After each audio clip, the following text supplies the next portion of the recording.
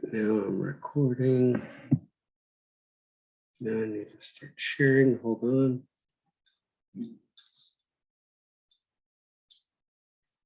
All right. Okay, so what's growing on? Remember, hybrid classes. You need to fill out your daily wellness sheet. You need to wear a mask. You need to wear a uniform all the time if you're in there. Must be on time. Again, if you are running a little late, you can always call me and we can make arrangements. Uniform policy. Here we go. No piercing, no watch, no false nails, no false eyelash. Excuse me, got the hiccups. You need your hair put up properly, all of that sort of good stuff. If you need a bigger hat, you can buy one from Miss Mary. Beard guards, you know, only if you're got a really full beard, not a big deal. Let's see, remember, check your email daily, especially at the closer to the middle of the block, like usually Chef Robin will send out an email about hybrid or online or what have you.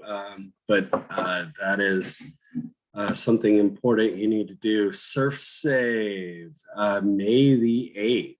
You know what? I'm going to take a second and I'm going to put that on my calendar because I need to take it because I'm recertifying for my certified executive chef. And I need to take it. All right, put in my calendar. Sorry, it was something I just forgot about. So May the 8th, if you need to retake your Surf Save or get, redo it or whatever else, if you've already had it and it's going out of date, any of that sort of stuff. Pay Miss Mary. I'm gonna do that today, and that's that. Pretty straightforward.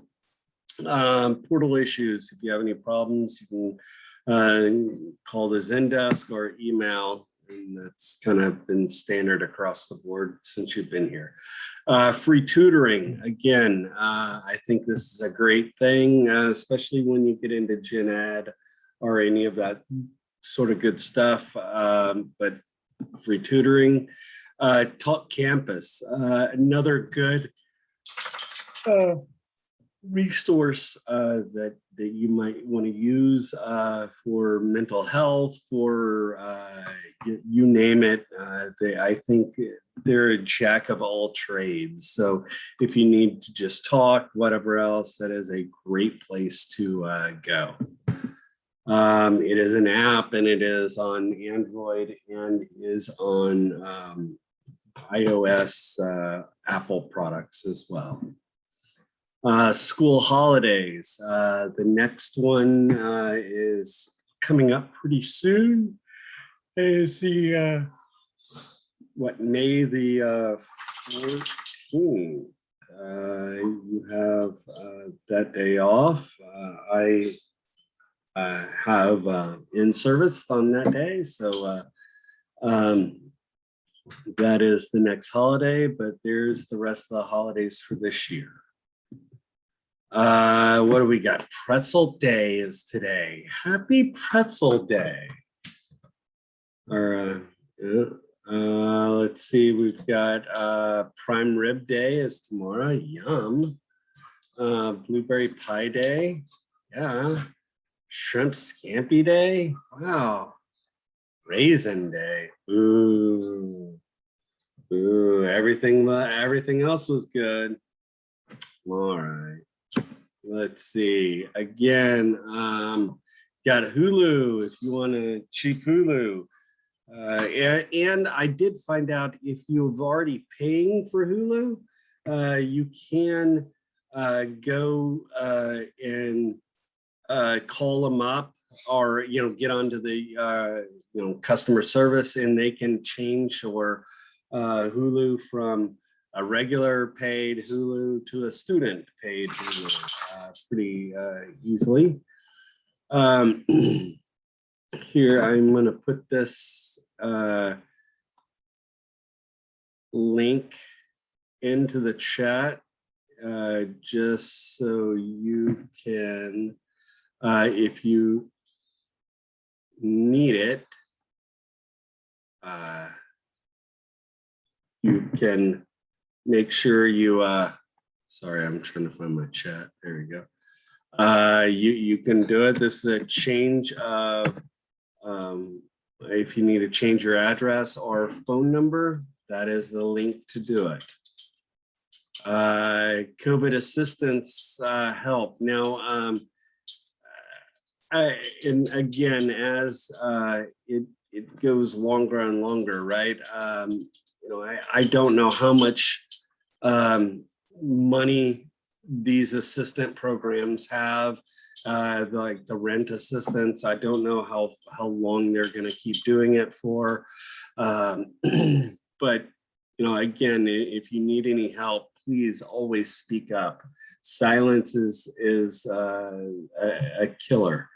You always need to speak up and let someone know, because we no matter what, the school or us can find some sort of help for you no matter what. Always know that you've got someone there to help you out, if you just reach out to one of us.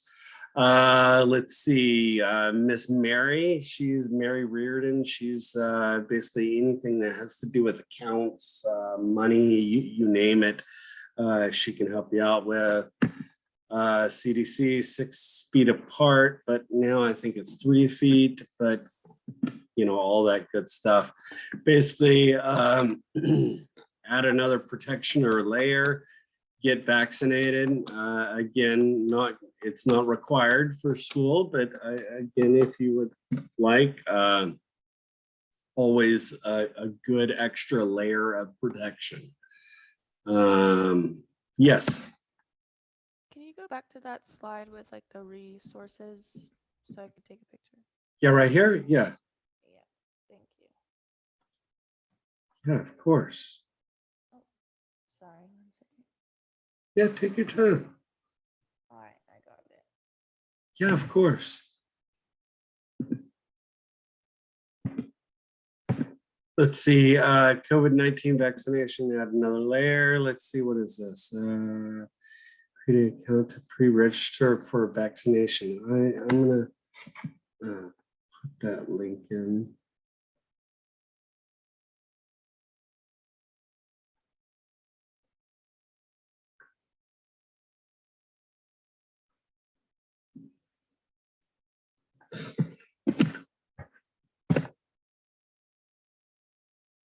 Right, that was the second link is for pre-registration for vaccination. If you are just kind of helps you out, get a half cup of bleach to a gallon of water. I think that's a little excessive.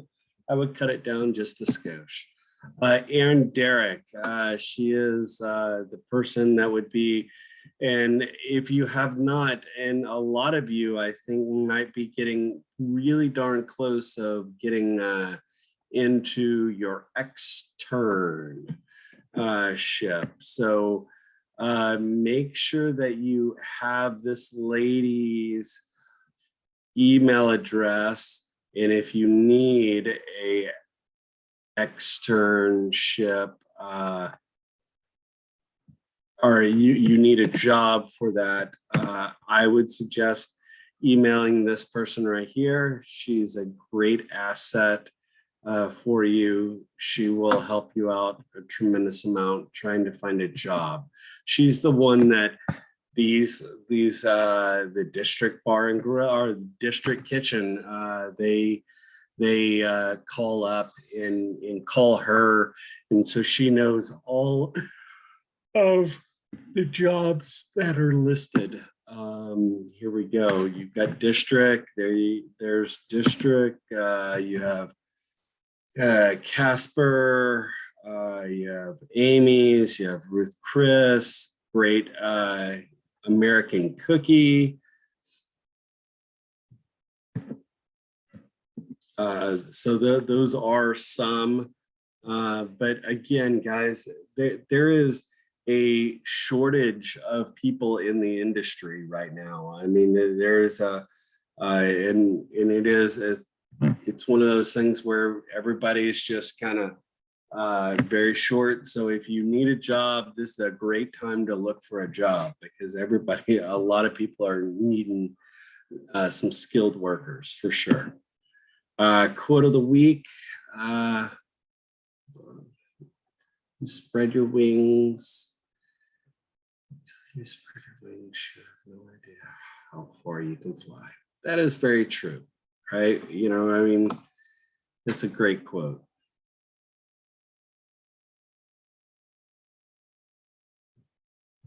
All right, just for fun, here's a question for the mind readers out there. I don't get that. I guess, I don't know. That went past me.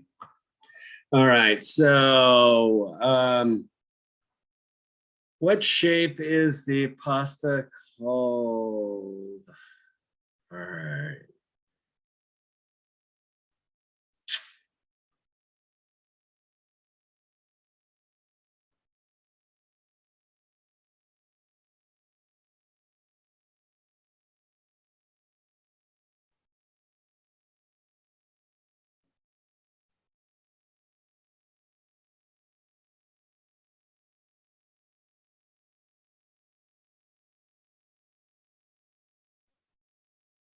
Hello?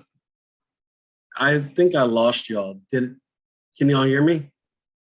We can hear you, Jeff. I can hear you. Okay. All right, hold on. Sorry, I think I got froze for a second or I lost connection and reconnected or something. All right, so what do we have here? We have three. We got bow tie, shell, hollow tube, twist, and let's see, we got 4 twist, 2 twist, a couple of hollow tubes. Let's see. All right, shells.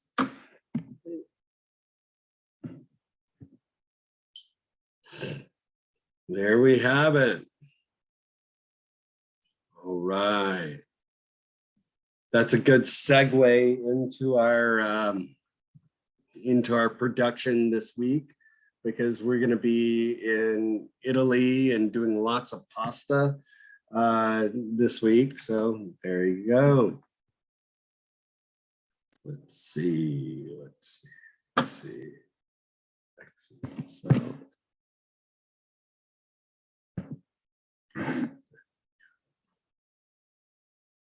All right, so let's get this party started. Let me share this screen.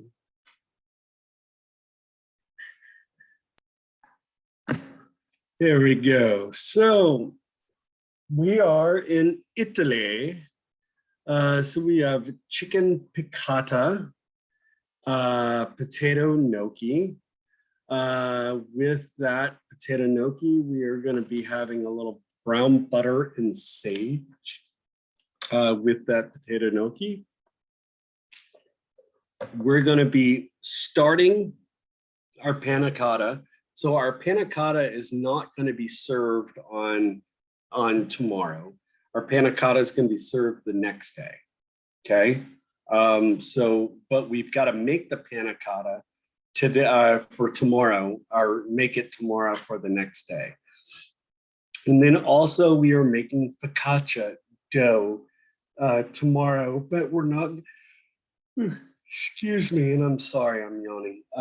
But we will not be we're not going to be cooking it tomorrow. We're just going to be making the dough, and then we'll be doing it the next day. So you got chicken piccata, potato gnocchi, brown butter sauce. That is all we're going to be producing in plating up tomorrow is the chicken piccata, the gnocchi, and the brown butter. The panna cotta is going to be made but put in the fridge. And you know what? Let me make sure I write down because we need 4-ounce portion cups for my online folks.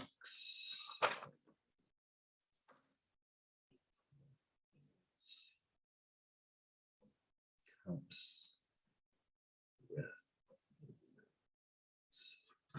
All right, and then Ziploc bag.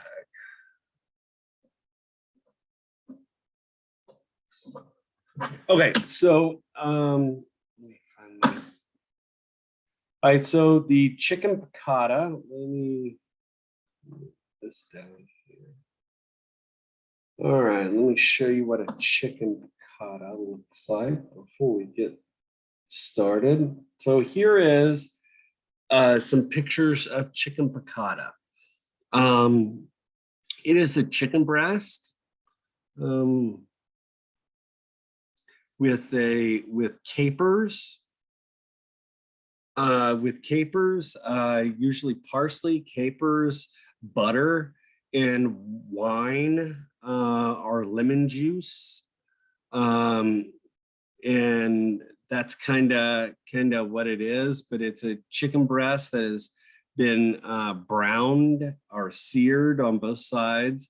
And then you've got the capers and wine and butter sauce. So it's a kind of a lemon, all right, I said lime, sorry, lemon butter sauce typically.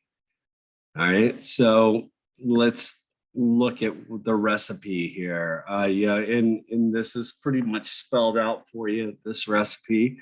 You have a skinless, boneless chicken breast, butterflied or cut in half. And that is kind of important to make sure that it's pounded out a little bit or cut in half, so where it will, so where when you cook it, because we're sauteing it, and when you saute, you know, saute is a fast cooking method. So where if you're the most important thing is you want to cook it completely on the stove or not on the stove, but you know, like in the saute pan typically. So you want it kind of thin enough so where it cooks in the saute pan. So just pound it out or butterfly it so where it's a little thinner. You have salt and pepper and lemon zest for seasoning. Yes, all-purpose flour for dredging. Salt, unsalted butter for the pan. You have olive oil. You have lemon juice. You have chicken stock. Capers, they need to be pre-washed or rinsed off. And I'm sorry, guys, I got the hiccups. But those capers, they sit in a, well, capers are berries. And they're sitting in kind of a brine, a salty brine. So you want to make sure you rinse those capers really well. You know, so when you're at home, just get those capers, rinse them off, and just kind of let them pat them off dry, because it can throw a really kind of a briny, salty, kind of a weird salty brininess to it. You do want some of the brine, the saltiness from the capers, but you don't want it all. So you know, you usually just kind of rinse it off. And then finely chopped parsley. It needs to be finely chopped. I don't want big old chunky parsley. because that chunky parsley sticks in your teeth a lot easier if it's fine. It doesn't stick into your teeth, and then plus it just looks a little bit nicer. All right. So in a large skillet over medium heat, you're going to melt some butter and you're going to add some olive oil. And that's very traditional. You'll see in Italy a lot of times you'll see using butter and olive oil instead of just plain butter. That raises the smoke point a little bit of the butter, so where it's not going to burn as fast or whatnot. And plus it gives a little flavor. And you're in Italy and you have lots of olive trees and olive oil.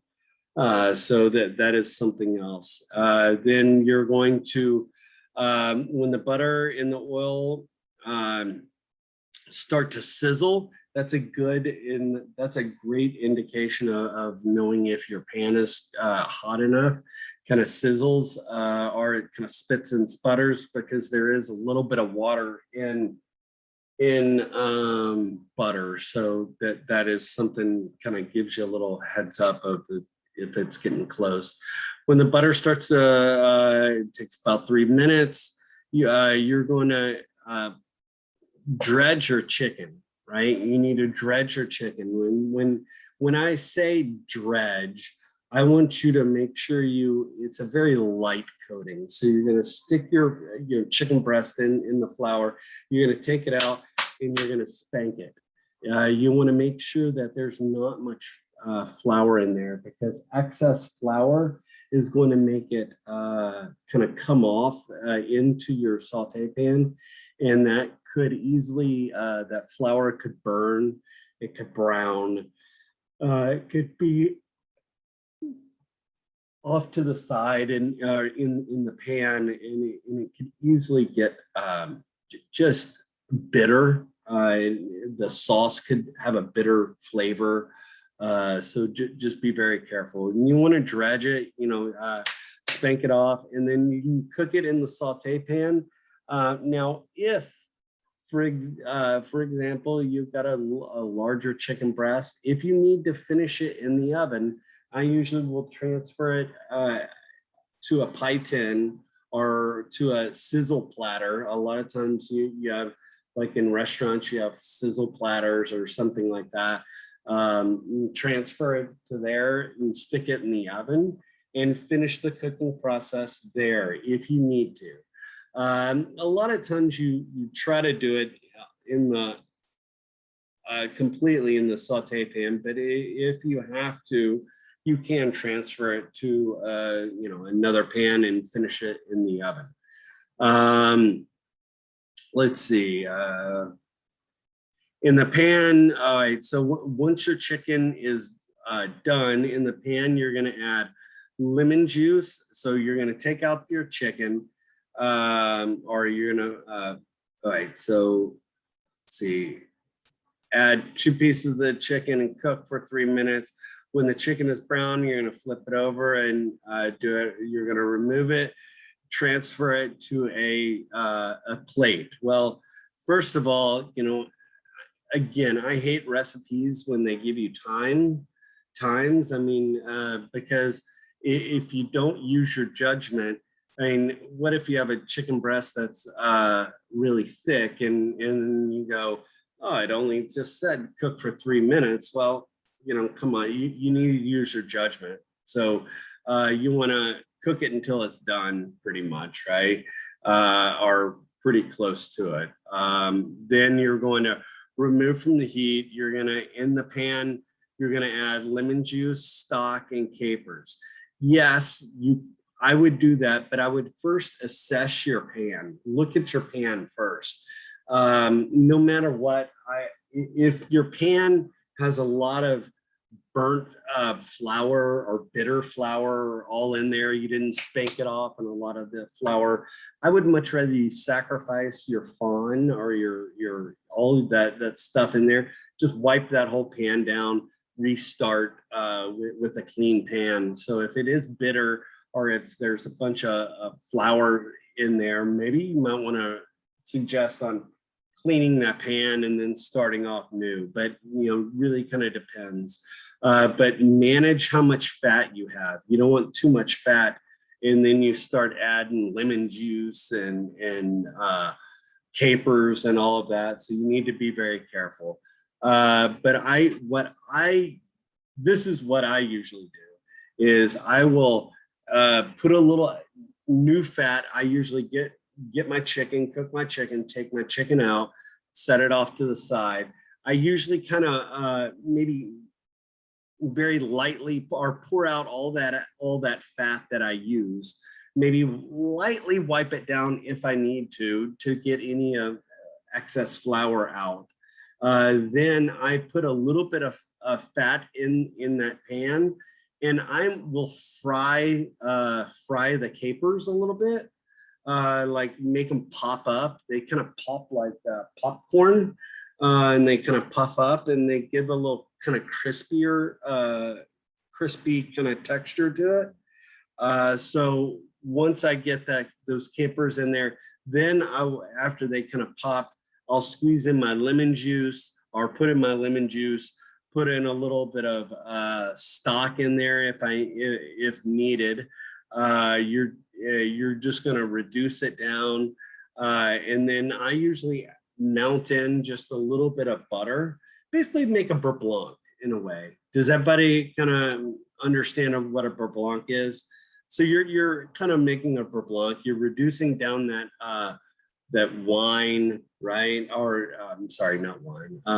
Instead of wine, we're using lemon juice. So reduce that lemon juice down a little bit. Then you're going to mount in some butter and season with salt and pepper. Just watch that salt and pepper, just because of or watch the salt, because the capers throw a really saltiness.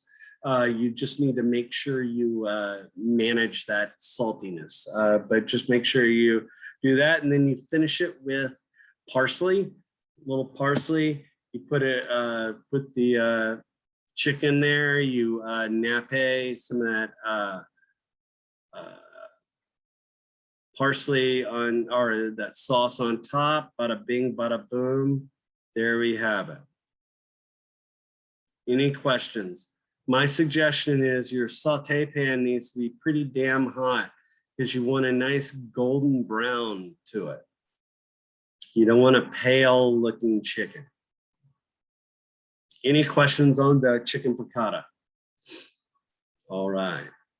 Okay, potato gnocchi. Let me show you what a picture of potato gnocchi looks like. This is gnocchi. Okay, gnocchi is made from potatoes. Okay, now it is basically a potato dough. And if you can see right here, do you see how you have little grooves? Kind of a grooves for the potato gnocchi. Now, there is, let me show you what a gnocchi board looks like. All right, this is a gnocchi board. Here you go. All right, and what you see these kind of grooves right here, that gives you that kind of that gives you these kind of grooves in this potato gnocchi right here. Right, and if you don't have one of those boards, you can use a fork, and I like to use a wire whisk. I'll get one of the long wire whisk, and I will get my gnocchi and roll my gnocchi down my wire whisk, and that will give that kind of spiral shape like this. The reason why those grooves are so important, because if you did not have those grooves, the sauce would just kind of roll right off. It wouldn't stick on there. So the grooves are important because it traps the sauce on it or in around it. so where that sauce kind of stays with it. Now, typically, I mean, here's looks like a, maybe a tomato base. This has looks like a cream based sauce. We're just doing a butter sauce, a brown butter sauce. But that's kind of what we're gonna, but that's the reason why the grooves are there. Okay, the grooves are there to trap the sauce around it. Okay, now we are gonna cook these potato gnocchi twice. Okay, in a way, you need to we're gonna be blanching them or cooking them kind of like in boiling water to cook them the first time. The second time, we're going to heat up a saute pan and we're going to brown it like this picture right here. We're going to kind of brown it, and then we're going to we'll make a brown butter sauce as well with that. And we'll have some sage in there. So basically, you make brown butter, you throw a little sage in there, and then you just kind of toss it all together. So let's go, excuse me. Let's talk about okay. So you have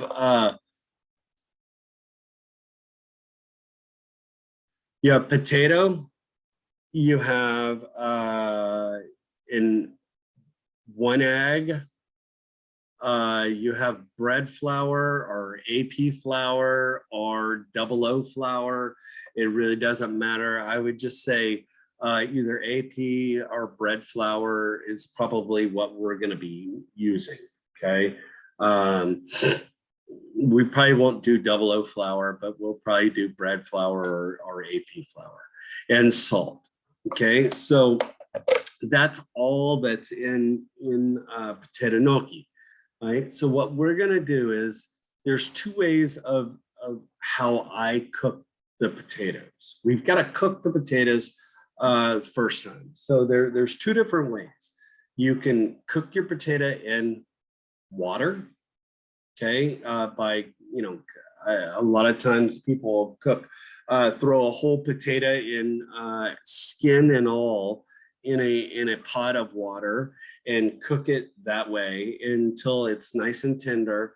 And then they take it out, take out the whole potato, let it sit for a second, take the skin off, and then rice it or push it through a sieve or something like that. That is one way. I don't do it that way because moisture is the enemy when it comes to potato gnocchi.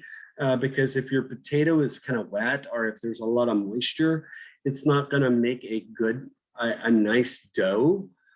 So what I usually do is I bake my potato.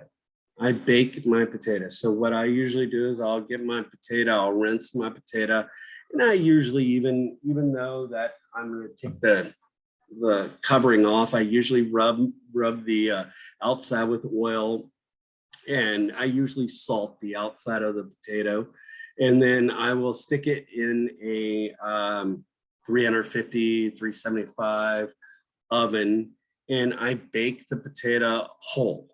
And to see if it's done, I will stick a thermometer into it, and then I pull it out. As long as it goes in easily and out easily, it should be done. And then I'm going to take I usually bake my potato just because I'm evaporating a lot of moisture. I'm not getting a lot of moisture inside of my potato, so where my dough is going to be too wet. So once I get that potato cooked however you see fit, either in water or in the oven, if you do it in water, I would suggest maybe letting it sit and steam dry for a little bit. Then you need to rice it or put it through a food mill, or I will get a hand strainer, put my potato, kind of break it up into the hand strainer, get a 2-ounce ladle and push it through that hand strainer. and it looks like a chia pet coming out. You know, it's all looks like all hairy or whatever else. And then I will get that hot potatoes, and it needs to be kind of hot. Then you kind of mix it up, you add some flour, and a lot of this is by feel. You're trying to make a dough, and you're sprinkling in flour. You've got one egg yolk or one whole egg in there, and that one whole egg helps bind it up a little bit, but also you're trying to create gluten and trying to create a dough. And I will show you what it should look like. It should almost be kind of the texture of pâte à choux.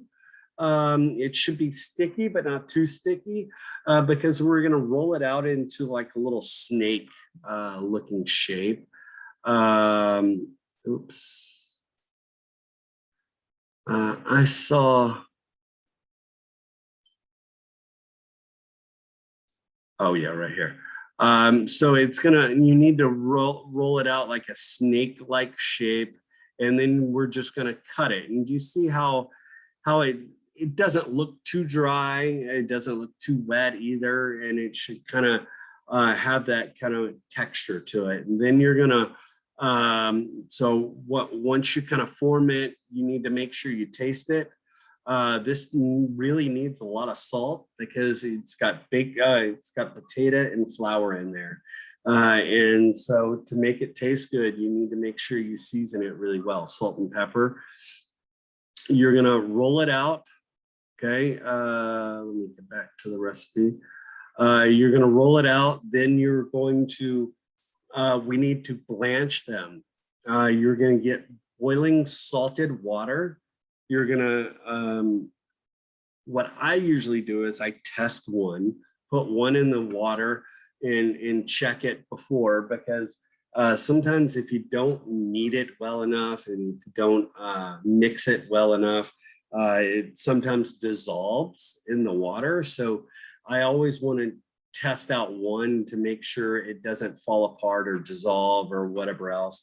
Then once I know one's going to be good, then I'll put them all in there. But you're going to put it in the boiling water. You're going to let it come up to a simmer. It's going to start, they're going to start to float. Now, a lot of people say when the gnocchi starts to float, they're done. You know, yes and no. It really kind of depends. My suggestion is always trust but verify. You know, I would take one out, cut one in half, look at the center. The center should be done. It shouldn't have a raw look to it, and you'll be able to tell if it's a raw look, because it's going to be more of a whitish on the inside if it's cooked, and if it's a little kind of it's almost like pasta when you cut into a piece of pasta. If y'all some of y'all that were on ground when we were making the pasta last week, you know, I took a little piece and I bit it, and then I showed you that, hey, maybe that inside needed to be cooked a little longer. So just making sure that it's cooked perfectly, you know, all completely, all the way through. Then once it's done, you're going to take it out of the water. You're going to lay it out. I would suggest you putting it on a piece of parchment paper or something, you know, to let it sit and dry out, because we need to let it sit and dry. Once it's kind of dried out, then I usually will get a saute pan. I add butter into my saute pan, and I will start to kind of cook it down, and then I'll kind of let it go and starting the browning process of my butter. But right around the time my butter starts to kind of spit and sputter, then I throw in my gnocchi and kind of cook my gnocchi kind of nice and brown. And as my gnocchis are browning, my butter is browning as well. So I'm turning that butter into brown butter as I'm browning my gnocchi. Then I'll put in my sage in there, and the sage will kind of spit and sputter because there's moisture in the sage and it's hitting that hot fat, right? And you're basically frying that sage, and that sage is going to kind of fry up a little bit. Then you're just going to plate it up right then and there, and it's just gonna it'll look something similar to this, because I would consider this more of a butter sauce or brown butter, but I do want the grooves. I want those grooves, and I'll show you how to do it. You can either do a fork or a wire whisk, or if you have a gnocchi board, something like this, that would be very cool as well. Questions about the potato gnocchi? Brown butter sage. It's just brown butter with sage in there and salt and pepper. Are you good on that? Everybody good? All right, panna cotta. Okay, this is panna cotta right here. You know what? I need...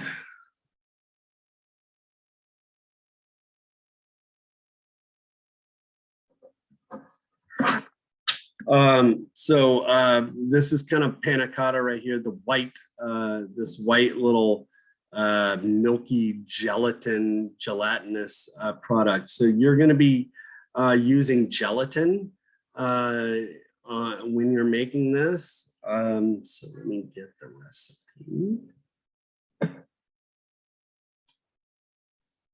All right, so the recipe is half a cup of milk, 6 grams of gelatin.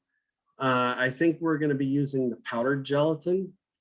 Then you've got half a cup of heavy cream, 1 ounce of honey, 10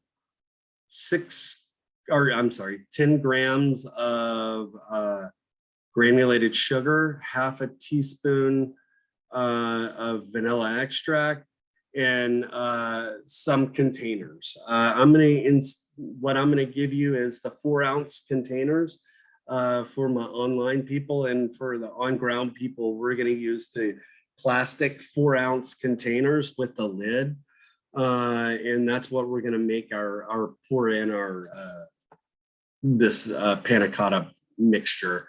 You're gonna bloom the gelatin in the milk. So when you bloom, so basically I'm going to get the milk, I'm going to put it into a little container or whatever else, and I'm going to dust my gelatin powder on top of my milk. And then I'm going to just let that milk kind of sit for a few minutes, and the gelatin kind of starts to bloom and start to kind of get more gelatin-like.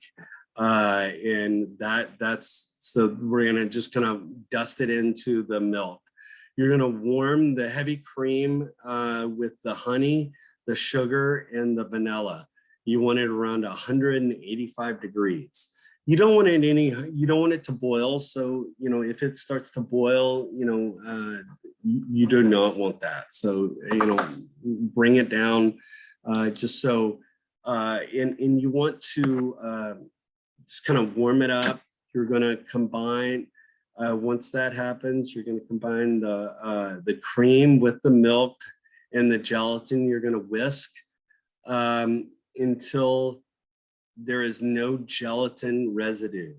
It is very, very important. If your gelatin does not dissolve completely, then that means your panna cotta or the product is not going to gel up properly. So you need to make sure you completely dissolve it. Now, you don't want it to, you can burn gelatin. So if you boil it, or if it boils at a long period of time, it can burn, and burnt gelatin is horrible. It tastes bad. Just be very careful. The other thing that you need to be aware of and be very careful with is it does the recipe does say whisk, right? The one thing I need you to be aware of is I don't want a lot of air bubbles in there. So, if you're whisking, trying to create frothy, milky stuff, you're gonna have to sit and wait until all of that air kind of goes away, because we don't want a lot of that air bubbles all over our finished product. So you're going to whisk it or mix it, but I usually use not a wire whisk. I usually use a high temp rubber spatula and just kind of move it back and forth, and not whisking or not having whipping a lot of air into it, if that makes any sense. You're going to reduce the heat. You're going to let it kind of sit and cool a little bit. Then we're going to pour it into our little portion cups.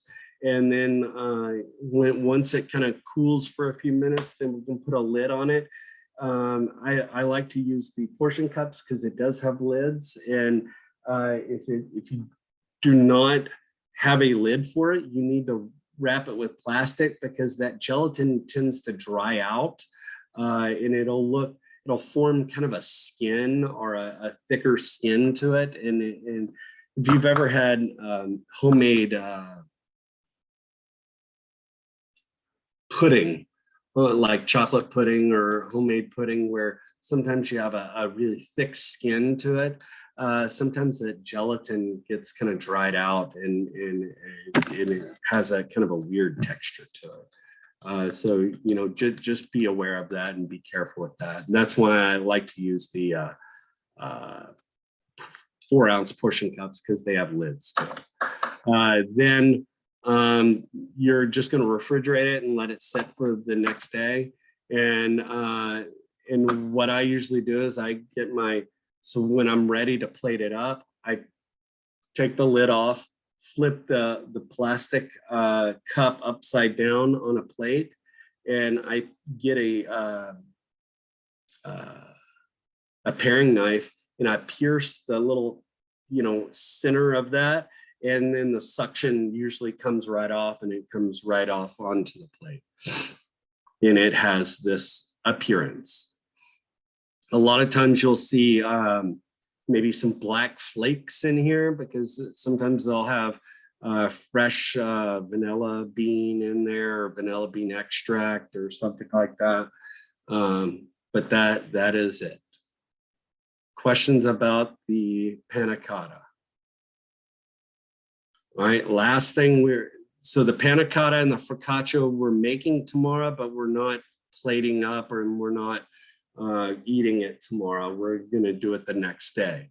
So for the focaccia bread, we've got, and y'all have made focaccia, is that correct? So if you want to come, instead of using this recipe, if you want to use that recipe that you used in whatever class for focaccia, you can. But we're gonna be basically making the dough ahead of time. Okay, so we're gonna make the dough tomorrow, and then all we have to do is take it out and the next day, and let it do its fermentation, or let it kind of rise and all of that. So we'll put your bread, you'll make your complete dough, except putting all the stuff on there, right? You're going to make the dough, and you'll just put it in a Ziploc bag, and I would spray the Ziploc bag with pan spray or something like that, and then just put the dough in the Ziploc bag, and we'll refrigerate it for overnight. And then all we have to do is take it out of the Ziploc bag, get olive oil, put it on our sheet pan, spread it out on our sheet pan, let it do its first fermentation, and then let it do its not first fermentation, let it do its do the proofing, and then we'll bake it. But focaccia, I'll leave that up to you on what you want to put on top of your focaccia when we make it. But we're just making the dough. We are not cooking it. We're making the dough. We're going to put it away, put it in the cooler or your fridge or whatever else, and then we'll make it the following day. Any questions on the focaccia? It's pretty straightforward. All right, we can take a 10-minute break. We'll be back at 7:05. Sound good? Sounds good, Chef. Cool. See you at 7:05.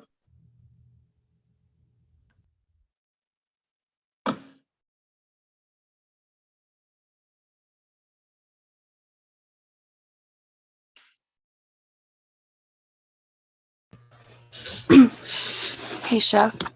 Yes. So I didn't realize today was the 26th, and I know that we have to have that money in by 8 a.m. I've already sent Miss Mary an email about it, but I was just maybe seeing if there's anything. Do you think it's going to be too much of a hassle if I bring it up there whenever I pick up my food today or something? No, I don't think so. I think it'll be fun. Okay, perfect. Thank you. Yeah, of course. Yeah, I don't think, and Mary doesn't even get to the school until around 9 o'clock anyway. So I don't think it would be a problem at all. Okay, perfect. Thank you, Chef. Yeah, of course.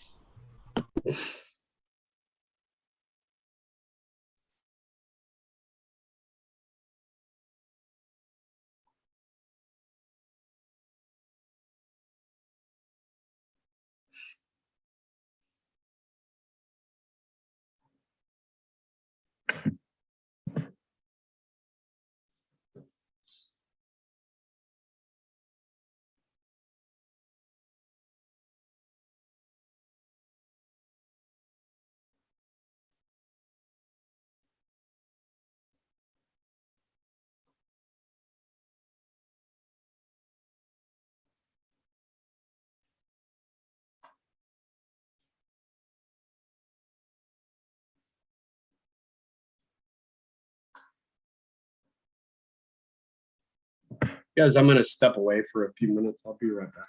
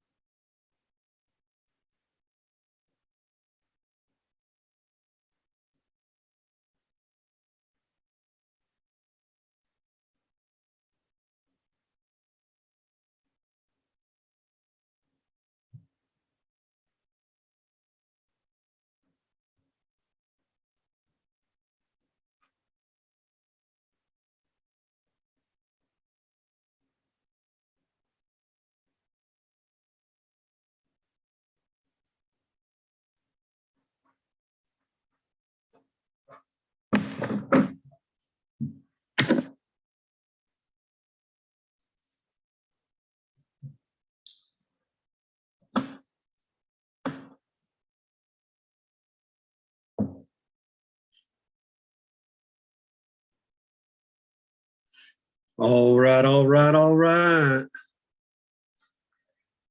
So the following day we'll be in Italy again. We're going to be doing spaghetti puttanesca.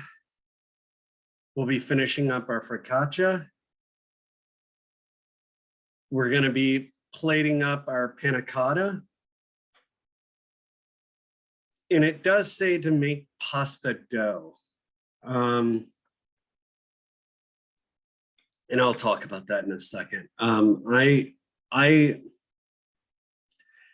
prefer not to make the dough a day ahead of time, and this pasta is for the day, for the next day.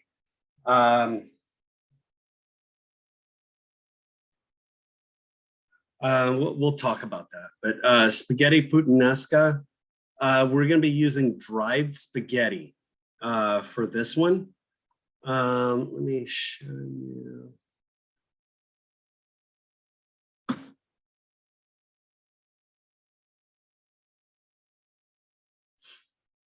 Okay, so here is the spaghetti puttanesca, what it looks like. You typically have black olives in it, tomatoes, a little bit of herbage, some olive oil, all of that good stuff. But that's kind of what a puttanesca looks like right here. All right, so let's go over the products. So you have spaghetti cooked till al dente. So you're going to be cooking your pasta. And this is dried pasta. This is store-bought dried pasta, right? So that means that it's going to take a lot longer than fresh pasta. For the sauce, you have olive oil, garlic, red pepper flakes, anchovies, tomato, capers. So guys at home or people that are cooking from home, you need to, we're going to give you, I think, a bunch of capers. So make sure you don't use all the capers the day before. Okay, so make sure you don't use all those capers up and you don't have any capers for this dish. Capers, and then you've got Kalamata olives. You want to slice them or cut them. You can either cut them in rounds, or I take the whole and cut them looking like in lengthwise, and maybe cut them into fourths or something like that. But a lot of times you typically want to cut them. And the reason why is it's for liability purposes, because a lot of times, if anybody takes a bite of an olive with a pit in it, especially if it's a older person, they could crack a tooth very easily. In teeth, if you've ever gotten any teeth work done or dental work done, it's very expensive. So just be very careful on that. And that's one of the reasons why a lot of times you will slice them or cut them to ensure that there's no pits. And then you've got finely chopped parsley or basil. I think I usually sprinkle a little parsley as well. All right, so you're going to heat the oil. So you're going to cook the pasta. The pasta is going to be already cooked and oiled down, and you can cook your pasta while you're kind of making your kind of product or the kind of sauce. But you're going to heat in a small saute pan over medium heat. You're going to add a little bit of oil. You're going to add your garlic, pepper flakes, anchovies. Now, the one thing is it says 3 anchovies. Absolutely not. You're going to use about a half an anchovy in this recipe, or maybe even a quarter, depending on how much it is. But you want to paste it or chop it up really fine. You're going to add your garlic, your pepper flakes, your anchovies. You're going to saute for a couple minutes. You're going to add your tomatoes. You know what? There was no tomatoes on this recipe, right? Oh yeah, canned tomatoes. I guess I just missed it. You're gonna add your tomatoes. You're gonna saute. You're gonna add your tomato sauce, your capers, your olive oil. Kind of cook it for about 5 minutes. Bam, bam, bam. You're gonna add salt and pepper. You're gonna add your pasta. Toss, toss, toss, and make sure you taste it. Make sure it tastes good. Finish it with a little bit of finely chopped basil, and it should look something similar to this.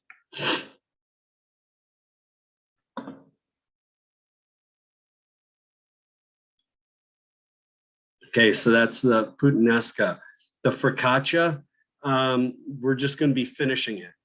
So you're going to take it out of the Ziploc bag. You're going to get a half sheet pan or a quarter sheet or whatever you've got. You're going to get olive oil, put it on the bottom of that pan, and you're going to start spreading out that dough. You want the dough completely spread from one end to the other, and you want an even thickness across the board. Then you want to make dimples with your fingers. You're going to put herbage or whatever spices you want, herbs, spices, even some salt on top. Then you're going to bake it in the oven until done. And then, you just need to make sure it's nice and golden brown and done all the way through. Panna cotta, all we have to do is take it, pull it out of, take it out of the container, and I'll see if I can, my online people, I'll try to add some maybe raspberries or strawberries or something to your build today. And you can garnish with a raspberry or some strawberries or something like that, some sort of fruit. But any questions on the panna cotta? Because panna cotta is already made. The only problem I have making the pasta the day ahead of time, the only thing I don't like about that is it's going to be cold.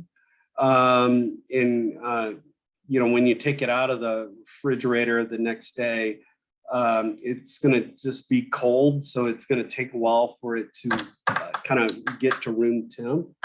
And what I usually see is it takes longer for it to get to room temp than it would take me to make the pasta that day and let it sit and rest. It usually takes longer for it to warm up than me making it, letting it rest, and then rolling it out.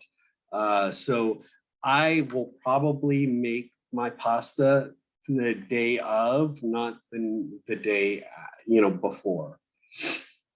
But if you would like to make it the day before, totally fine. I don't see a reason for doing it the day before, unless you're making like a lot of it, and you just don't have enough time. That's my opinion.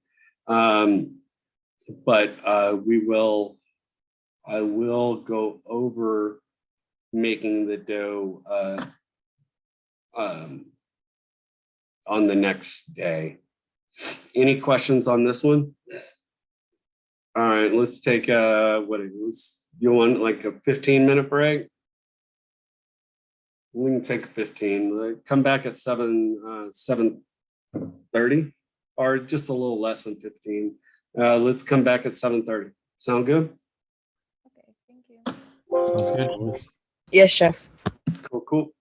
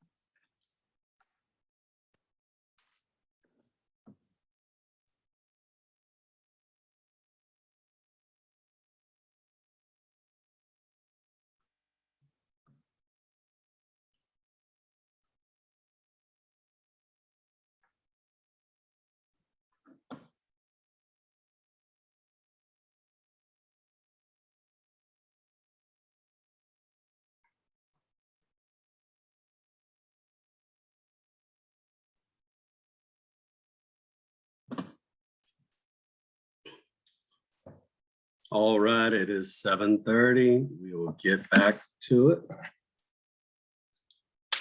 Let's see, we've got eggplant parmesan. We have fettuccine carbonara. And that was with the pasta. We've got to make pasta. And we've got biscotti. Okay. Excuse me. So now kind of looking at, and maybe this is the reason why that we have this on here, or to make the pasta the day ahead of time, because this is a lot of work up at the front end, or it's heavy in the front end. It's kind of light on the back end, but it's kind of heavy at the front end because you got to make your biscotti, you got to make your eggplant parmesan, and then we're going to kind of stack it, and then we're going to bake it. So it's a kind of a process. I would say the eggplant parmesan and the biscotti, those two need to be kind of done first, and then the fettuccine carbonara takes no time at all. Right, so let's go with the biscotti first. So here's the biscotti right here. Biscotti is kind of an Italian cookie, but it would be for our like Italian cookie, I would say, but it's very hard, very rock hard. It's usually you eat this with coffee. You dip it in espresso or a cappuccino or a latte or some sort of coffee. You usually dip it in coffee, and it kind of softens it up a little bit, and then you eat it that way. But there's all different things you can do. I mean, here's a chocolate biscotti, a cherry. You have chocolate on it. All sorts of things. But I'm going to try to show you how it's kind of formed.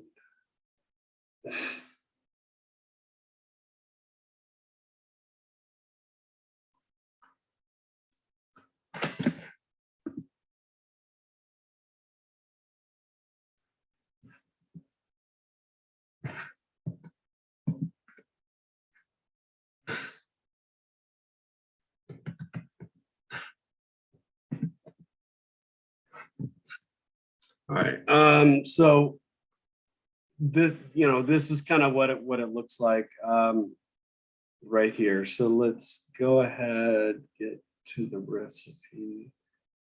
Okay, so here we have 4 ounces of almonds, whole almonds, 2 eggs, 1 teaspoon of vanilla, 1 teaspoon of almond extract, 5 ounces of AP flour, 4 ounces of sugar, baking soda, and salt. You're going to place nuts in a pan and bake in a preheated oven. You're basically going to cook the nuts, right? So you're going to cook them. You don't want to burn them. My suggestion is once you take them out of the oven, take them off the sheet pan or something so they don't overcook, because the nuts will brown as they're sitting out. Right when you take them out, they'll kind of carry over cook.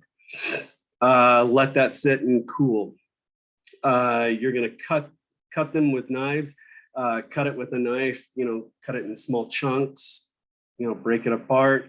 In a bowl, you're going to beat up eggs, vanilla, and almond extract. You're going to combine the sifted flour, the sugar, baking soda, salt, and the egg mixture into a bowl, and kind of mix it all around. And you're going to combine the flour, almond. You're going to create a log. So you want to kind of create a log. In it might be a little sticky, this dough might be a little sticky, or this batter or whatever you want to, but it's kind of a thicker kind of a batter, and you're going to kind of form it into a log. You're going to get a sheet pan. You're going to put parchment paper down, and you're going to kind of form this into a log. And what I need you to look at is the shaping of this biscotti. So you kind of form it into a log, and it will bake in a log. Let me see if I can look up log.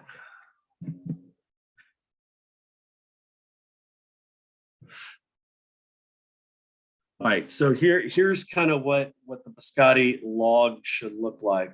Here's one, here's another picture of how to do it, but it's in kind of a log shape, type of deal. And then when you bake it, and you can see the texture, it's not sticking to the hands, but it is a little wet, but it's, this is kind of what it looks like. So you're going to bake it, and it's going to kind of come out looking like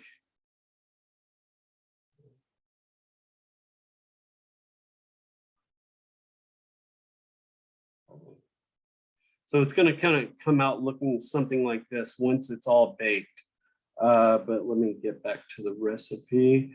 So you're gonna bake it at 300 for about 30 minutes until golden brown. So it's gonna look something similar to this shape right here, and it'll be nice and golden brown.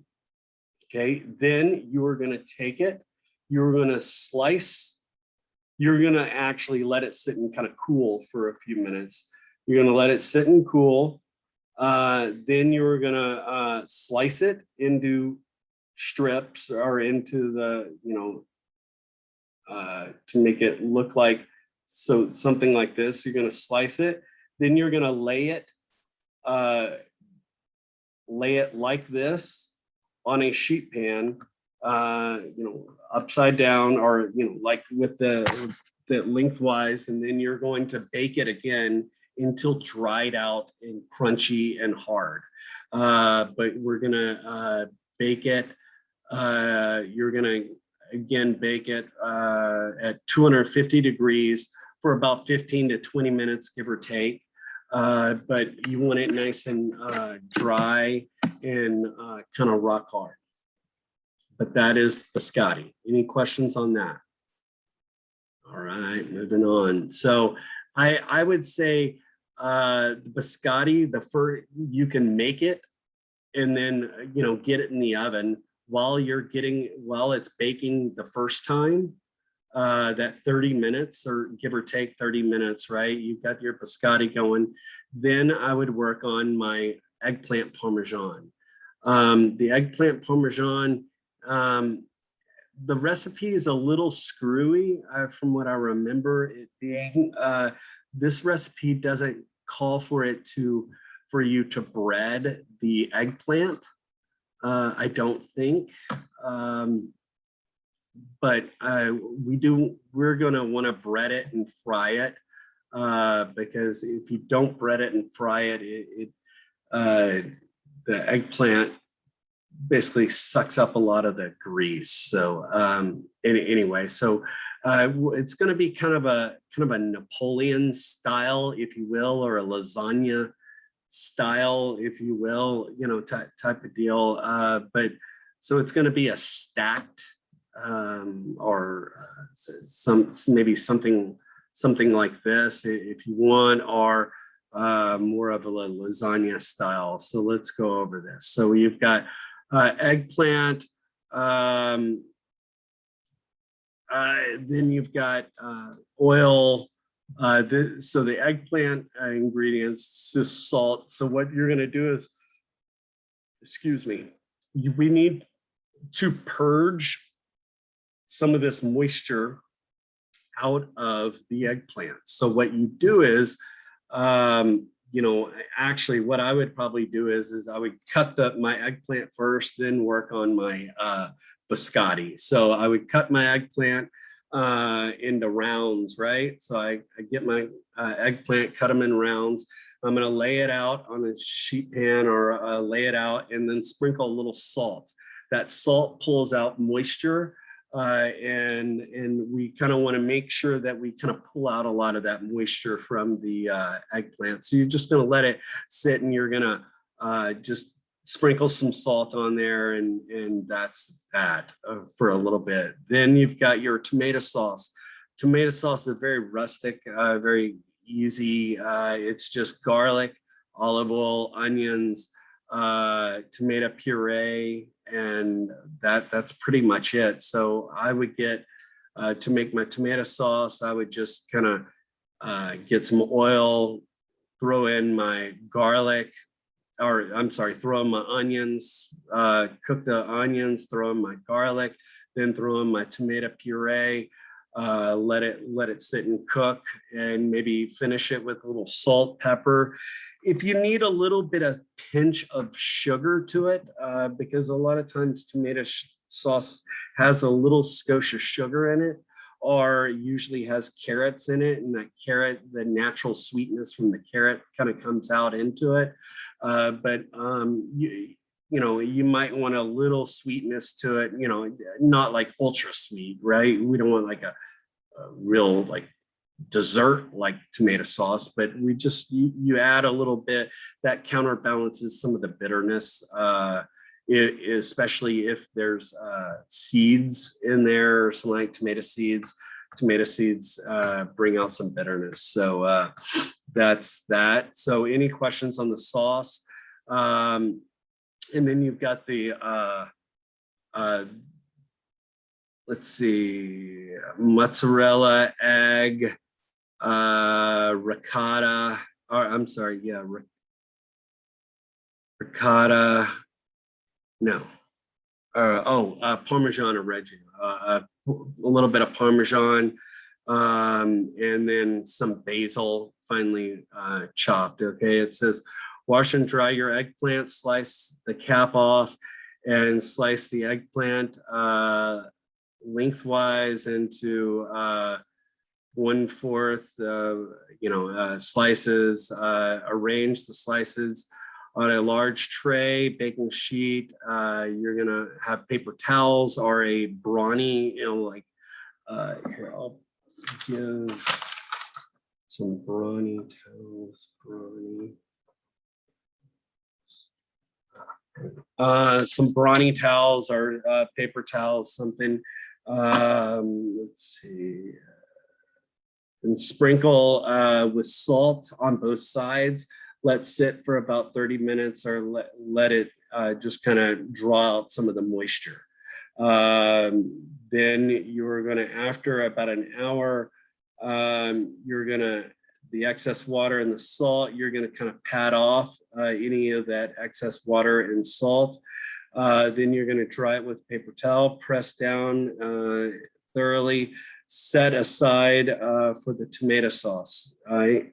So what I usually do, this does not say to fry it. It says, heat up the oil in a medium heat.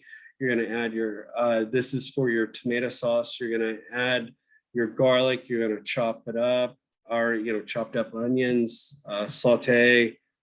The tomato sauce is pretty easy. Now for the eggplant, to fry the eggplant, you're going to heat up in a large skillet. You're going to, when the eggplant slices, so this is saying to not bread your eggplant. Okay, it's just saying kind of fry your raw eggplant in there without any breading or anything like that. Please do not do that. If you do that, your eggplant will suck up a lot of that grease.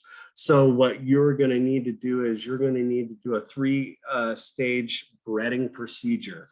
You're going to need flour, egg, and then we're going to do panko. So you're going to do flour, egg, panko. You're going to bread it. Then you're going to fry it in grease. Does everybody understand that? Okay, so for the eggplant, I would say just make sure you have something written down of you need to bread it. And then, so you're gonna have your fried eggplant here now. So you got your tomato sauce, you have your fried eggplant, and you have everything else. So then you're gonna now prepare it and put it all together. I will get my tomato sauce. I will put it on and you know what? I'll give y'all a pie tin as well, and you can do this in a pie tin at home. All right, so I would get in the pie tin, I would put tomato sauce down. Then I would put my eggplant, and then I'll put in cheese, and then I'll put in tomato sauce, and then I'll put in my eggplant, and I can kind of stack it up layers, right? And then I will bake it in the oven until the cheese is kind of melted and all of that sort of stuff. Or I'm going to combine the eggplant with the layers, all of that sort of stuff. I'm going to cover the eggplant and just kind of sprinkle in all the cheese as I'm kind of doing it. And then we're going to bake it until it's nice and golden brown. And then you're just going to cut a little section out and serve it up. Questions about the eggplant Parmesan? Okay. So my suggestion on what to do, I would actually get my eggplant. I would cut my eggplant first. So on this day, I would cut my eggplant first, sprinkle salt, and let my eggplant start to pull out moisture. Then I would work on my biscotti. Make your biscotti, stick it in the oven, and as that's cooking, because that'll take up you probably about 30 minutes or so to do that. Then you can. It says for about an hour to kind of let that eggplant moisture come out. I would say 30 minutes is fine. So I would cut my eggplant, salt my eggplant, let that sit off to the side, start my biscotti, and get that in the oven. That'll take about 30 minutes. Then I would go ahead during that time, probably I would make my pasta. After my eggplant is pulling out moisture, my biscotti's in the oven, baking for the first time. I would then probably get and make my pasta dough. But if you would like, it is kind of heavy on this day. If you would like, the day before, you can make the pasta dough a day ahead of time. And maybe that might be ideal for everybody. And maybe I should just do that, but I don't know. I just don't like to do it the day before. But then that's when I would make my pasta dough. And then as my pasta dough is sitting resting, right, I can build my eggplant Parmesan, because by that time I could build that and have that staged up ready, because my eggplant Parmesan could be made and just sitting there and waiting for me to stick it in the oven. Or, I can bake it and have it all done as long as it just doesn't dry out on me. And then, so the eggplant Parmesan biscotti is done. Let's talk about the pasta dough. It's 200 grams of flour, salt, 2 eggs, 2 yolks. Okay, so this is a little more of a yolkier, eggier pasta. So it's, and my probably thought is it's going to probably be, I don't know if I'm going to do 2 whole eggs. I might do 1 whole egg and 2 yolks. It really kind of depends how, what, and I think it's supposed to rain, so the humidity is going to be a little bit more. It really kind of depends on the feel of the pasta. But we've got to make pasta dough. Okay, that's going to be for our fettuccine. And one thing is if you when you make this, you want to make sure that it is, you roll it out pretty thin.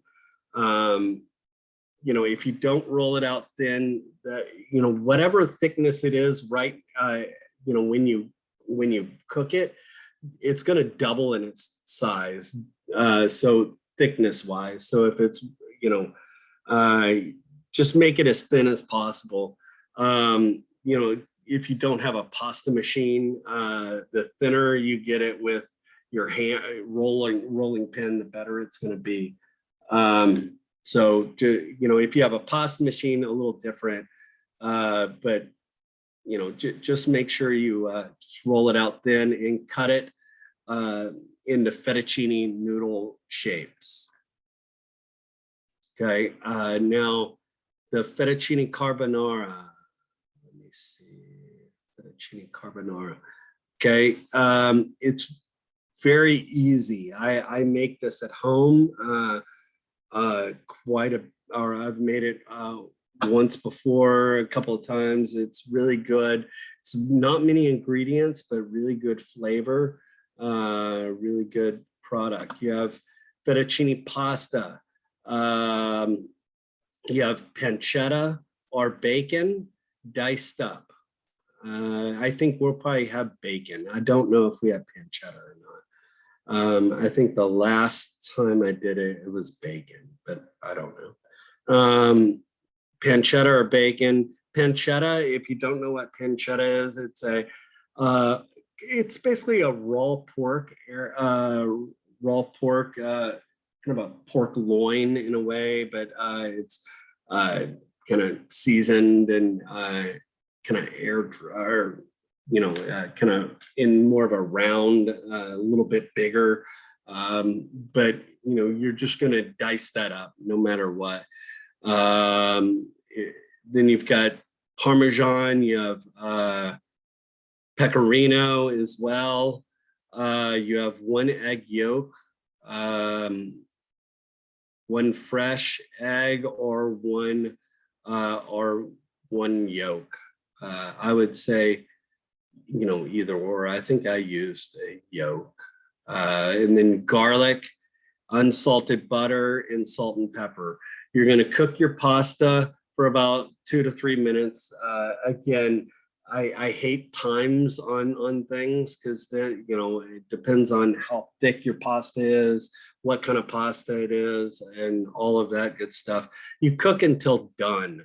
How do you know it's done? You take out your pasta, you take a bite of it, and it should not have any rawness. It should be nice and done all the way through. It shouldn't have a dry or rawness to it.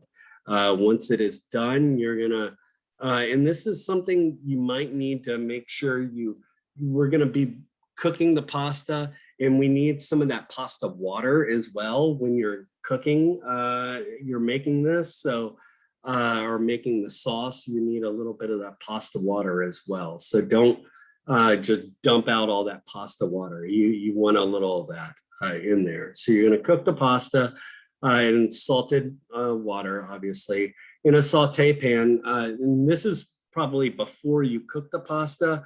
I want to brown my pancetta or bacon, one of the two, whatever it is. I want to brown it, so I want to render it down. So I'm gonna get it nice and golden brown and crispy, and however you need to do that. You know, pancetta might take a little bit longer than bacon because it's usually a little thicker. But again, it really kind of depends. But the bacon, you're gonna brown, render it down, get it nice and crispy. And I usually take out all the bacon fat. I'll leave it off to the side, and I will pour in however much bacon fat I need. Or, you know, I do bacon fat and butter kind of combination. But anyway, so you're gonna dice up your bacon or your pancetta, and I usually pull it out. Then I will add a little bit of garlic, or I'm sorry, a little bit of butter, and a little bit, use a little bit of that bacon fat. I do want butter in there because I like the flavor of the butter, but I also like the flavor of the bacon fat as well. So I do a little combination, but just make sure you, because sometimes there's too much bacon fat, so you might need to take some of that out. So you're gonna add your butter, then your garlic, cook it, don't burn it. Then you're gonna add your pasta. Then you're gonna toss it around. You add a little bit of, add pasta coming out of the boiling water into the saute pan, and and you want some of that water into that saute pan with it. And on the side, you're gonna have the cheese and the egg mixed together already. So you're gonna mix your egg and your two cheeses together. Okay, so you're gonna have your egg and cheese kind of combined off to the side. Once you throw in your pasta, you're going to mix in your egg and cheese mixture. Now, this is where you can screw up, because once you throw in your egg and cheese mixture, if it gets too hot, you can scramble that egg, right? So you need to really manage that temperature. You don't want it to get too hot, but you want to kind of cook it a little bit. You mix in that egg, then I usually sprinkle in some parsley and maybe some herbage, some basil or something, and then I put in some of my bacon as well. Toss it all in there. Then I kind of plate up my pasta, and then I sprinkle my parsley or herbage, and then my bacon on top. Something similar to this, but it should be kind of creamy like. It shouldn't be this dry in this picture. It should have kind of a creamy look to it. And I usually finish it with a little parsley, maybe some basil or whatever floats your boat, some sort of herbage, and then maybe a little cheese on top as well. But this is what I call a la minute, very fast. It's you make this at service time. Like it's just kind of you really don't have anything prepared.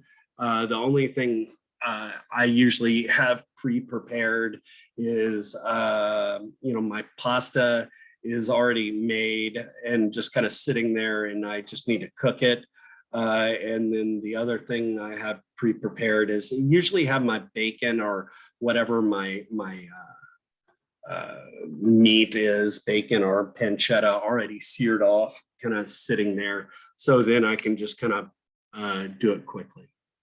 Questions or problems about the biscotti, eggplant parmesan, and the fettuccine carbonara? All right, let's take another 10-minute break, and we'll come back and do the last day.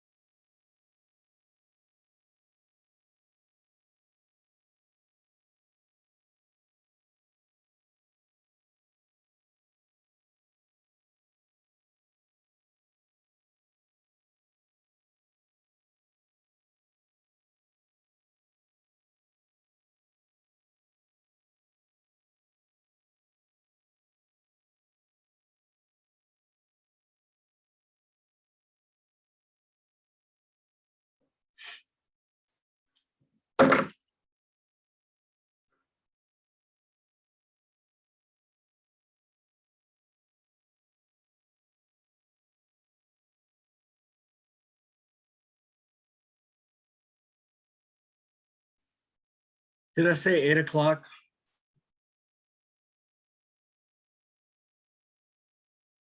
For us to start back, or was that 8:05? I can't remember. I think it was closer to 8:10, Chef. We just started. Okay, Yeah. all right, so 8:10, cool.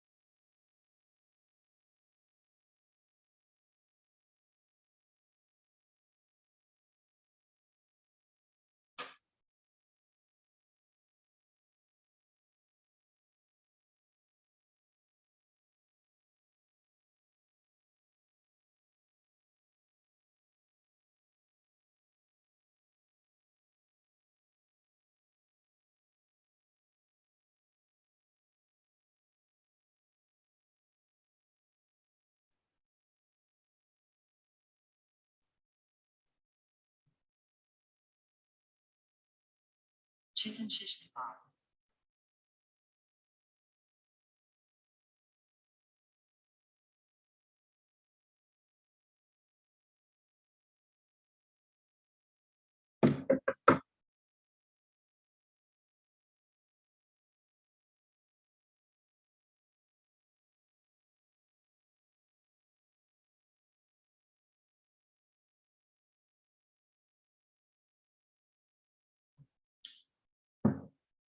All right, it is 8:10.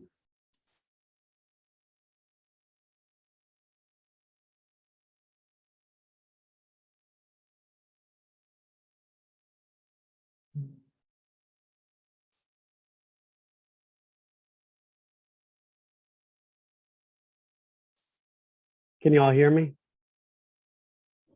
Yes, chef. Okay, hold on. I can't hear you. Hold on. Can you hear me? Yes. Okay, now I can hear you. All right, sorry. For some reason, my headphones always screw up. All right, so we are in Africa. Okay, so we're going to be in Africa on Friday. So we're going to be doing chicken shish kebab, pita, Alicia Banya, and Alicia Watt. Those are the items that we're going to be doing. Let's talk about the chicken shish kebab. Basically, it's chicken, marinated chicken. Let me show you what it kind of looks like. There you go, minus the vegetables. This is just going to be just chicken, no vegetable shish kebab. So it's just going to be 100% chicken. So here we have it. We have chicken right here, chicken breast. You have lemon juice, you have tomato sauce, you have yogurt, you have vinegar, you have garlic, you have olive oil, oregano or thyme, paprika, ginger powder, or fresh ginger, microplane, and a pinch of nutmeg powder. And guys, when I say a pinch, it's got to be a small pinch. We're not trying to make like eggnog where it tastes like, you know, you've got that nutmeggy kind of a flavor. Nutmeg is very, very strong, so just be very light on it. You have salt and pepper and skewers. Okay, the skewers, what I would suggest is to make sure that you, hold on a sec,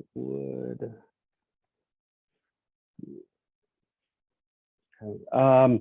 We need to make sure that those are soaked the day ahead of time, especially if you're grilling them. You want to soak them in water, you know, but soaking in water does a couple of things. A, it keeps them from burning as fast, or, you know, I mean, they will burn, but, you know, as fast. And it will help from splintering. When you, the bamboo skewers, they sometimes splinter. And you know, wooden splinters can be a physical hazard. So, you know, that helps prevent from splintering. So, soaking your skewers in water the day ahead of time. And if you don't, if you have metal skewers, totally you can use those. Those are fine. But you're gonna rinse the chicken.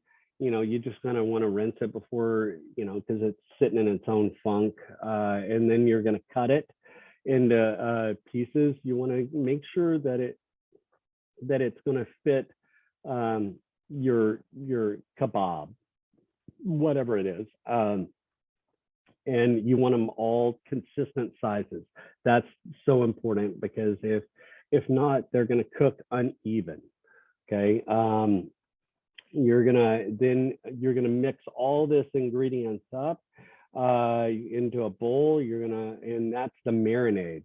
So you're gonna mix it all up, have everything kind of put in there, and you're just gonna marinate it. A lot of times is instead of putting it in a bowl, I usually throw it in a Ziploc, shake, and put it in there, whatever else, or you can put it in a bowl. It's up to you, but we're just going to let it sit and marinate for as long as possible, or as long as possible during our work day or school day, right? So you're going to let it sit and marinate, and while it's marinating, you can do other things. But when after it's marinated, I would say at least 30 minutes, no shorter than 30 minutes, I would say. Let it sit and marinate for about 30 minutes, and then you can take it out of the marinade.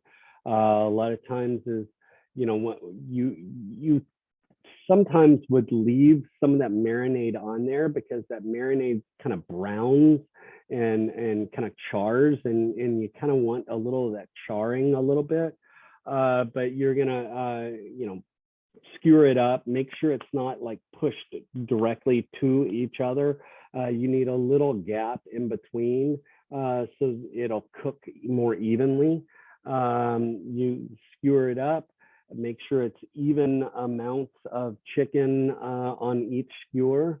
Then you're going to stick it on the grill, and you're going to grill it on a, get it nice and charred. If you do not have a grill, you can stick it in an oven, very high, I would say higher oven, so you can get some browning to it, and just get it nice and cooked and browned. And it should have kind of a Maillard reaction, or kind of a charring effect to it.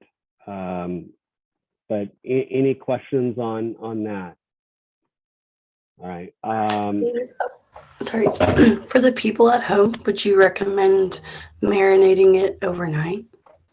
Or is that no, I wouldn't do that overnight. The reason is because it could chemically cook the product with the acid in from the lemon juice and from the yogurt. It could kind of cook it a little too much, or kind of. I wouldn't do it the day ahead of time. Okay, perfect. Thank you, Chef.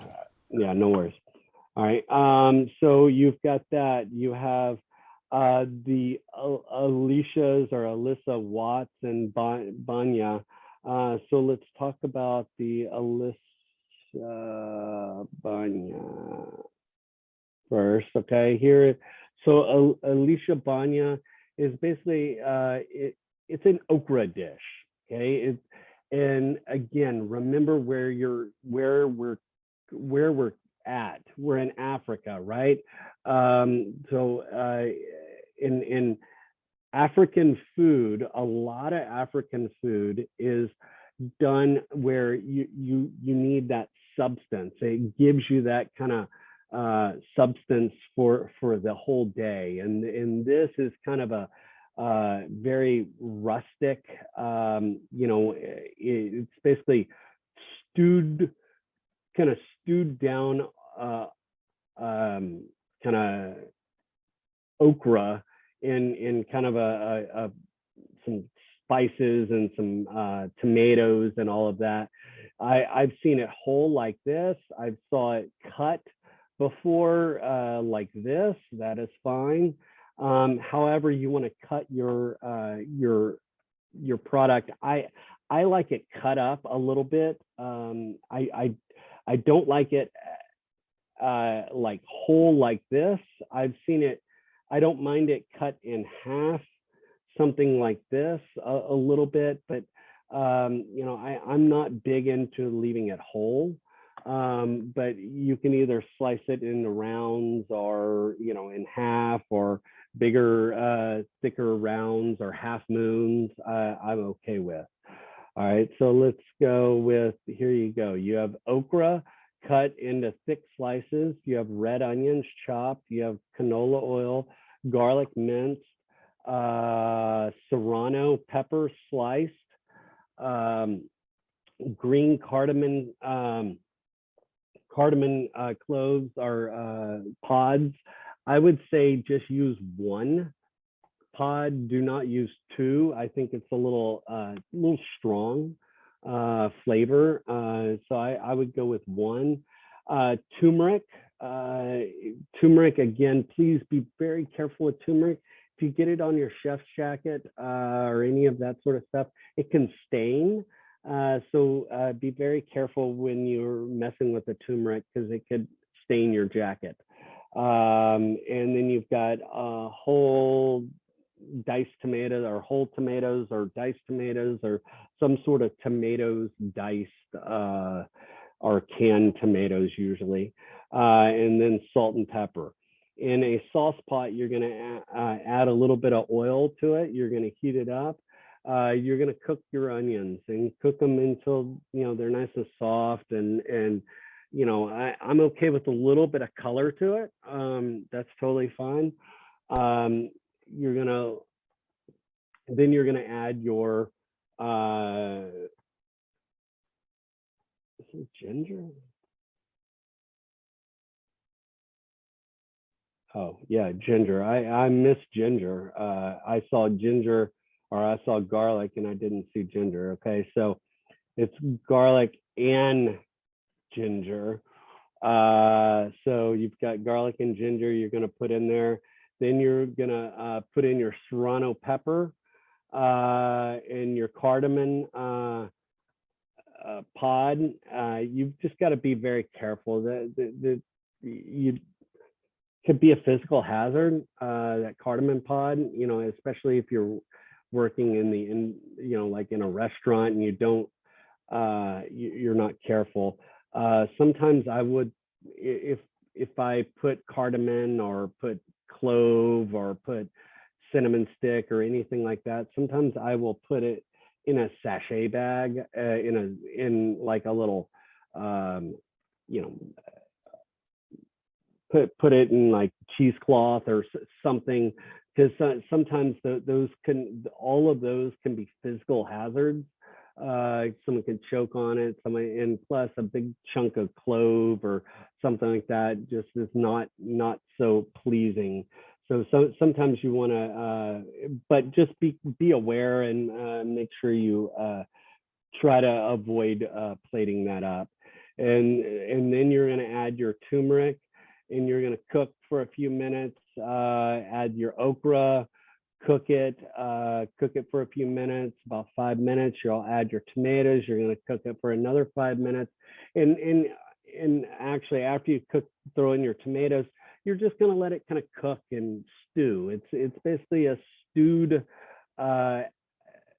basically okra dish, but it gives you a little substance. It fills your belly.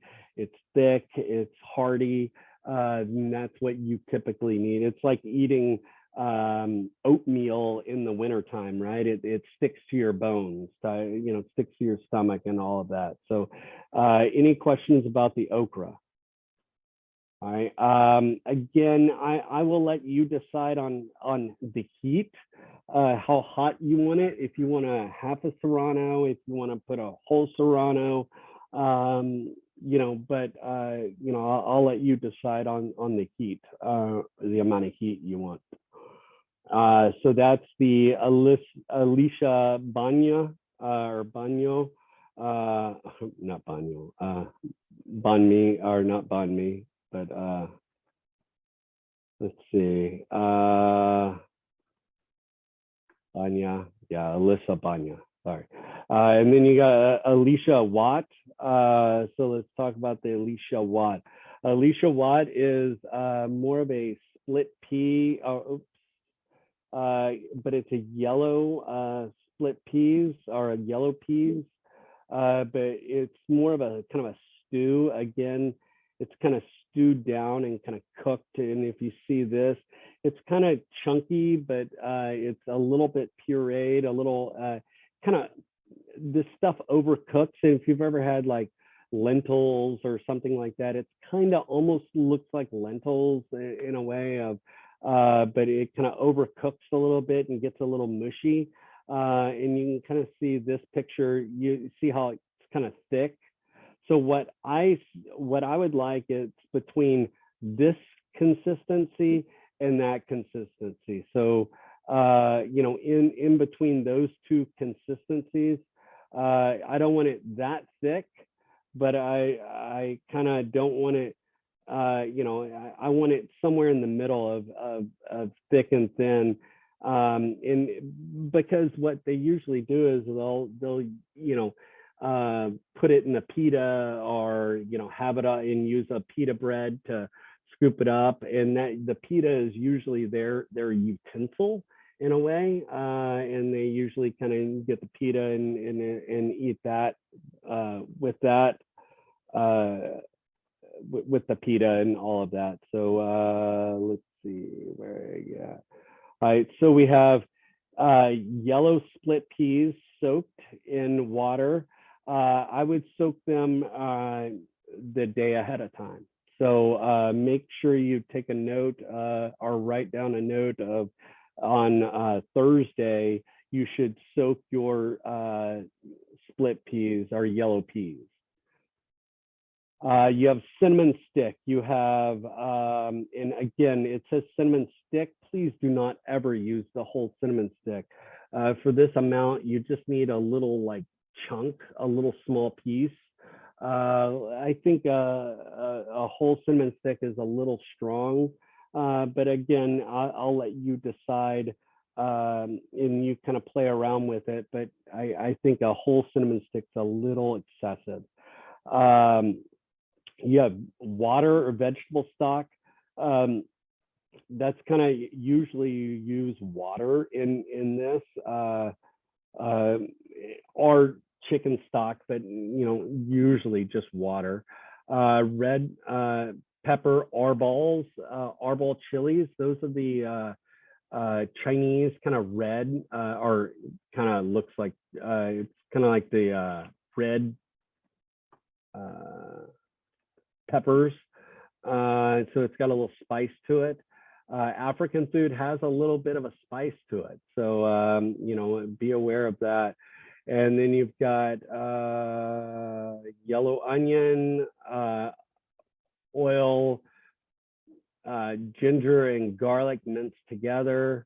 You have tomato product. Mustard seeds is optional. You know, if you want it in there, you can. You have turmeric, and then you have serrano pepper sliced, and salt and pepper.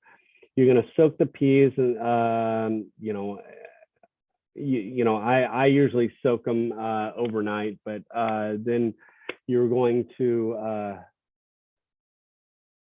you need to bloom the spices. If you've ever bloomed spices before, you get a saute pan and you just kind of you know, dry saute pan, and you know, and the spices will start to the oils start to come out. So you get a little saute pan with some heat, and not too much heat, but it'll pull out some of the moisture.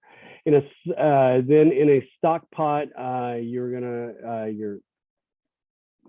cook your peas with your cinnamon stick and your dried chilies in the mixture. So you're gonna cook your peas.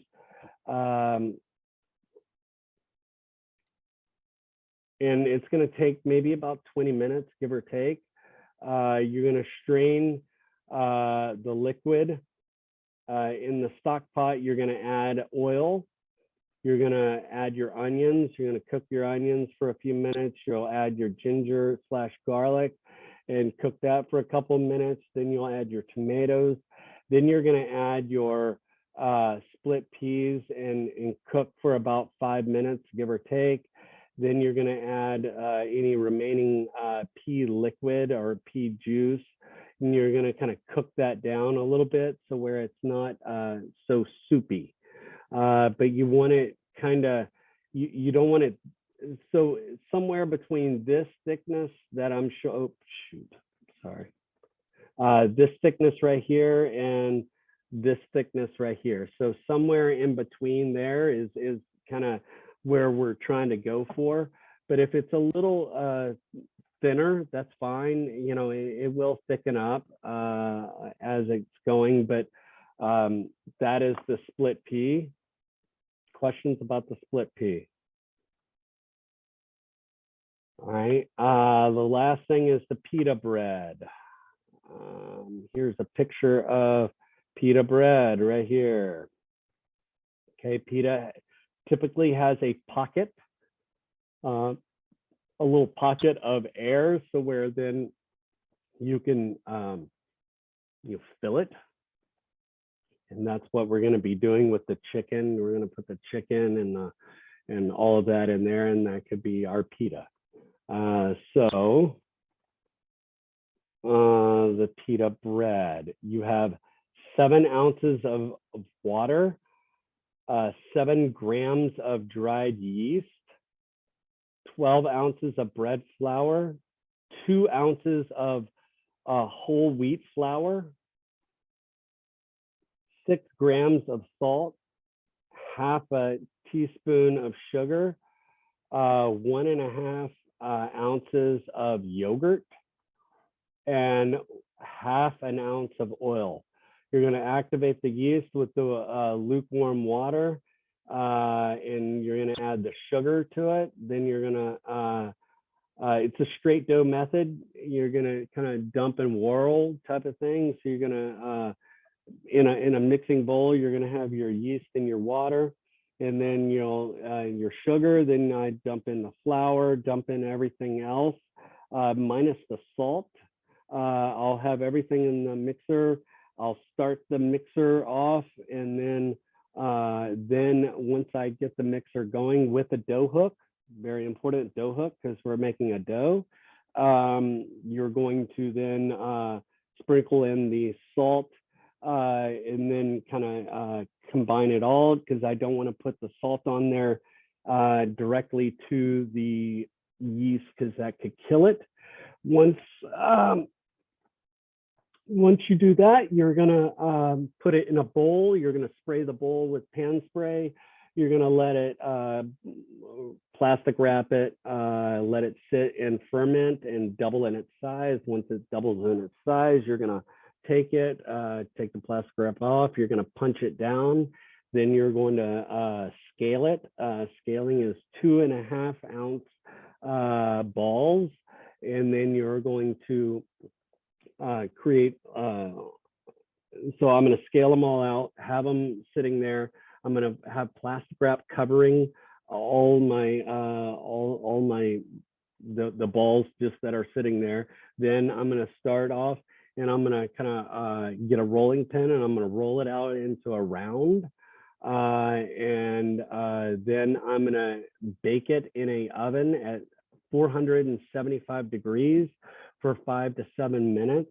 They'll puff up usually, and then you need to, once they get nice and golden brown, you take it out, you let it sit. Any of the bad ones, any of the ones that didn't puff up very well, or any of that, you can take and you can cut those up, and then you can put it in a low oven, and those could be pita chips, and then you have regular pitas for whatever else. But that's what you would do.